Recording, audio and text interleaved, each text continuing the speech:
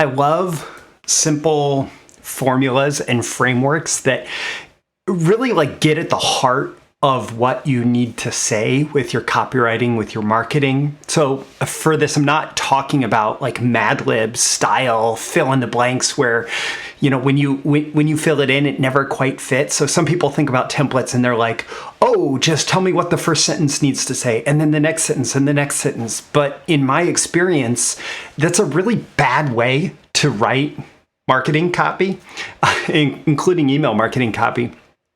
What's a much better way, and like what was truly the breakthrough in my copywriting ability, was discovering that there is a deeper structure, what you need to say like behind the words, the ideas behind the words, and how you structure that. And when you understand that, then you can like layer on all of the specifics of your business, your market, your offer, your message, all of that. And you're so much more successful because it actually feels like original communication from one human being to another. And so like, for example, my PISA formula, problem, agitate, invalidate, solve, and ask or action, that's great for longer copy. So, hey, you got a problem. This is the agitation around it. The other solutions that you've tried have been invalid. Here's what an ideal solution needs to look like. And here's the action you need to take to get that solution. That's awesome. But it's too much for email, where your primary goal is just to get somebody to click through, to get them to click through to the next page. And this new formula has become my preferred formula for email copywriting and for any kind of short message where I'm just trying to like grab someone's attention and get them to take action towards whatever the next step is in the selling process. In fact, I'm even using it for this video, and I use it for all of my daily episodes of Breakthrough Marketing Secrets. So I will share with you what this formula is, which I consider to be maybe the ultimate email copywriting template as well. I'll share that with you in today's episode. These are the proven direct response marketing, copywriting, and entrepreneurship success strategies you can use today to write your own ticket and create the life you want. I am Furr, and this is Breakthrough Marketing Secrets. Now, here's today's breakthrough. Okay, so maybe you have heard of or are familiar with my old favorite email copywriting formula, which I've written articles about before, which was the pledge, the turn, and the prestige. And it actually comes from the book and the movie The Prestige, which is about magicians and how a magician sets up their magic trick to be maximally entertaining, right? And the pledge is like, oh, there's this ordinary object. The turn is there's this extraordinary thing that happens with it. So, oh, it disappears. And then that in itself is not enough for an incredible magic trick to take place. What you need is the third element, which is the prestige, which is, oh, it appears again on the other side of the theater without me moving, right? Like that's the pledge, the turn, the prestige. And I actually discovered this formula or observed this formula. I'd watched that movie recently. I'd actually read the book as well. And I saw that, in particular, the financial publisher Stansberry and Associates was doing this thing where they would do a pledge like, oh, this is this ordinary person. And then the turn is they discovered something extraordinary. And the prestige is, and now they're going to share it with you here, right? And so you fill in the details, right? And I liked that as an idea, but in a way it's too obscure to make it just really instantly useful as a copywriting formula. So you're like, what's my pledge? What's my turn? What's my prestige? And it's also not quite as universal as this ultimate email copywriting template that I'm going to share with you today. So what is this new one? This new favorite?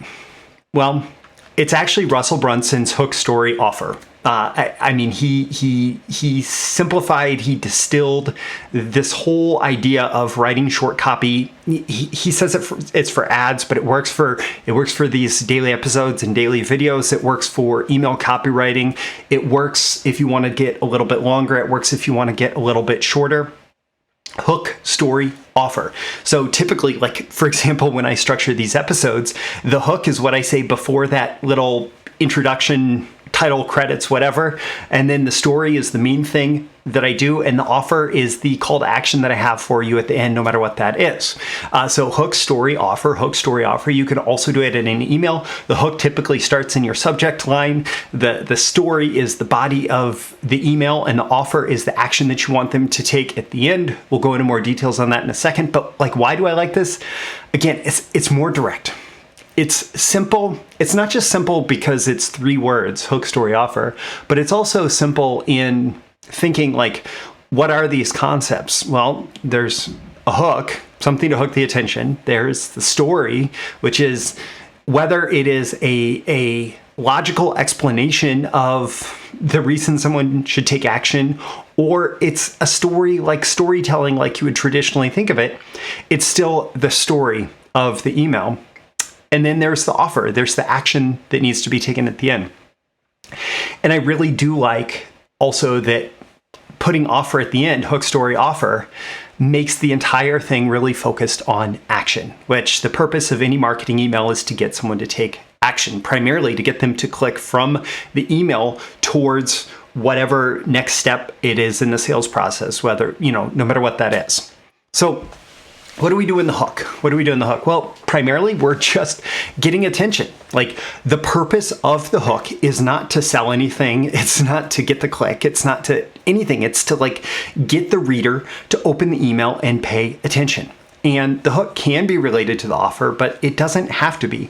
Your hooks can be about something in the news. They can be about something going on in culture, going on in the community, something going on in your market, something relevant to the prospect, whatever. Like, it doesn't necessarily have to, it can be something going on in your life. It can be some crazy event that happened in your life, right? So the hook doesn't have to be related to the offer, but it can be. It can be. And it's useful to have it related to the offer because it makes this next part easier. You have to connect the dots from your hook through the story to the offer. Right? So it's a connect the dots from hook to story to offer. And so what does the story do? Well, essentially the story is the reason why someone is going to have to take action. So it sets up the need for the action that they're going to take. It engages them. It can convey your personality. Email marketing is typically great when it's one person to another because email is still considered to be a pretty intimate medium, even though our inboxes are filled up with marketing of all kinds. If your email conveys your personality and feels intimate in that way, then it typically does a pretty good job. The story should also pre-frame the sale. So what I mean by that, it's like Cialdini's persuasion book, right? What somebody sees before they arrive at your main sales message puts them in the right frame of mind or the wrong frame of mind for whatever the sale might be. So if your email marketing were to say, I just released something new and I think it's actually really terrible and you probably don't want it, but if you want to look at what it is, go ahead and click here. Obviously, that's doing a terrible job of pre-framing the sale. But if you're saying like, this is, I've released something and I've been working on this for months and I'm super excited about it. And so I really think that you need to check it out and you can check it out here, right? That's a very different thing. You're pre-framing the sale in a way that is setting up positive expectations for what they're going to see. You're also, again, giving a reason why for the next action that you're going to ask them to take.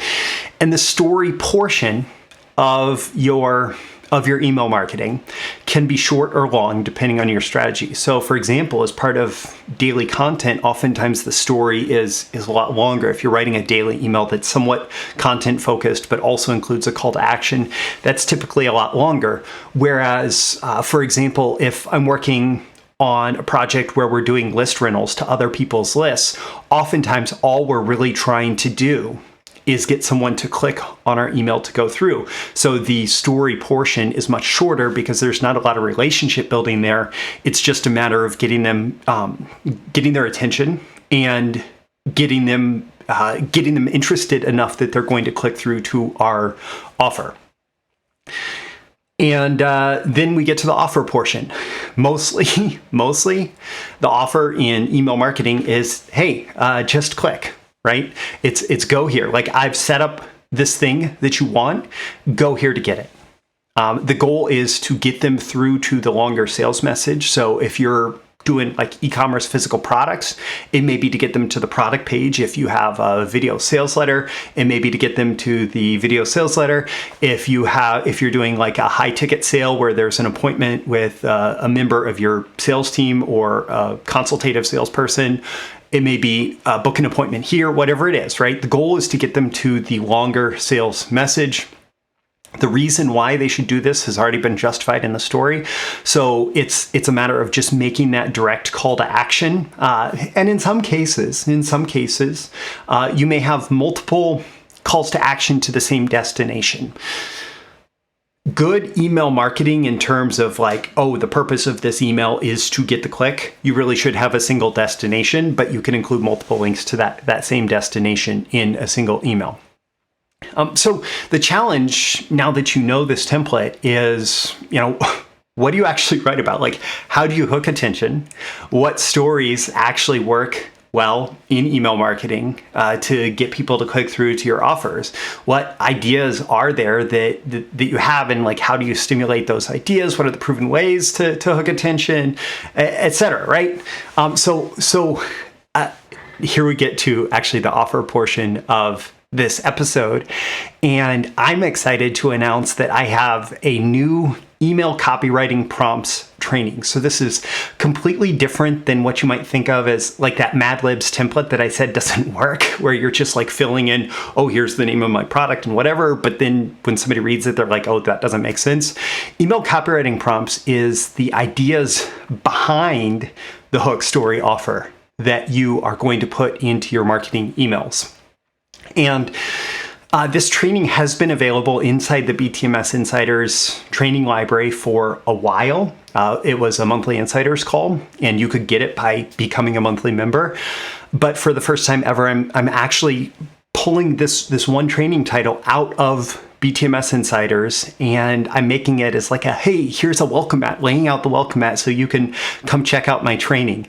And to get you to experience my more in-depth training, I am offering what I think is a ridiculously low price on the special offer for this.